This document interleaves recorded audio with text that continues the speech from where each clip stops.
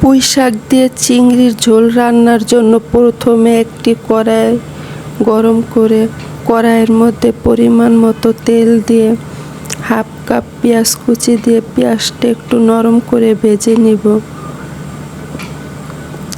নরম করে ভেজে এখন আমি 1 চামচ আদা রসুন বাটা দিয়ে পেঁয়াজের সাথে ভালো করে নেড়ে দিব, যাতে আদা রসুনের কাঁচা গন্ধটা চলে যায়। এখন আমি একটু পানি দিয়ে একে একে সব মশলা দিয়ে দিব। 1 চামচ হলুদের গুঁড়া, 1 চামচ মরিচের গুঁড়া, 1 চামচ ধনিয়া গুঁড়া, 1 চামচ লবণ দিয়ে আমি এখন মশলাটাকে ভালো করে কষিয়ে নেব। মশলাটা আমার ভালো করে কষানো হয়ে গেছে। যখন উপর দিয়ে তেল ভেসে উঠেছে তখন আমি চিংড়ি মাছগুলো দিয়ে আবার ভালো করে কষিয়ে নেব।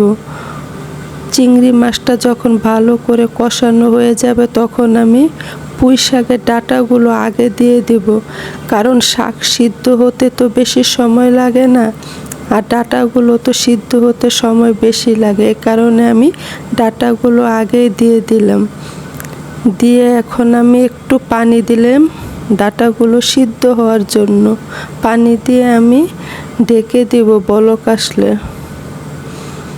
আসসালামু আলাইকুম, কেমন আছেন সবাই? আশা করি সবাই ভালোই আছেন। এখন আমি ঢাকনাটা সরিয়ে নেড়ে চেড়ে দিব। ডাঁটাগুলো আমার আধা সিদ্ধ হয়ে গেছে। এখন আমি পুঁই শাকগুলো দিয়ে দিব। পুঁই শাকগুলো দিয়ে আমি আবার ঢেকে দিব। এই যে পুঁই শাকগুলো যখন মজে কমে গেছে তখন আমি ঢাকনা সরিয়ে নেড়ে চেড়ে দিলাম। আর দেখেন পুঁই শাকের কালারটা কত সুন্দর হয়েছে। যদি আমি ডাঁটার সাথে আগেই দিয়ে দিতাম তাহলে পুঁই শাকের কালারটা সবুজ থাকতো না, লাল হয়ে যেত। পরে দেওয়ার কারণে কালারটা সুন্দর রয়েছে, সবুজ।